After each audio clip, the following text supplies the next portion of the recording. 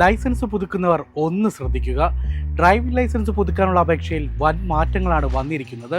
40-നും 60-നും ഇടയിൽ പ്രായമുള്ള ആളുകൾക്ക് ലൈസൻസ് പുതുക്കാൻ ഇനി മെഡിക്കൽ സർട്ടിഫിക്കറ്റിൻ്റെ ആവശ്യമേ ഇല്ല.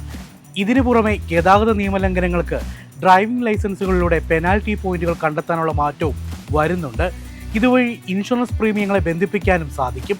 ഡ്രൈവിംഗ് ലൈസൻസ്, വാഹന നിയമങ്ങൾ എന്നിവയുമായി ബന്ധപ്പെട്ട് ഒട്ടേറെ മാറ്റങ്ങളാണ് കേന്ദ്ര സർക്കാർ കൊണ്ടുവരാൻ പോകുന്നത്.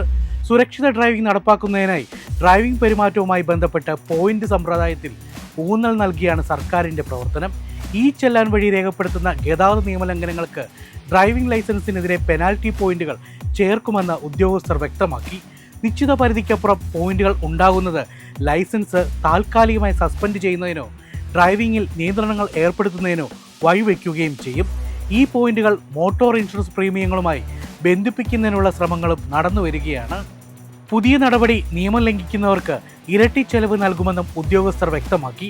അതേസമയം നിലവിൽ 40 മുതൽ 60 വയസ്സ് വരെ പ്രായമുള്ള അപേക്ഷകർക്ക് പുതിയ ഡ്രൈവിംഗ് ലൈസൻസിനോ പുതുക്കുന്നതിനോ അപേക്ഷിക്കുമ്പോൾ മെഡിക്കൽ സർട്ടിഫിക്കറ്റ് ഹാജരാക്കേണ്ടതായി വരാറുണ്ട്. എന്നാൽ ഇനി മുതൽ അത് വേണ്ടിവരില്ല.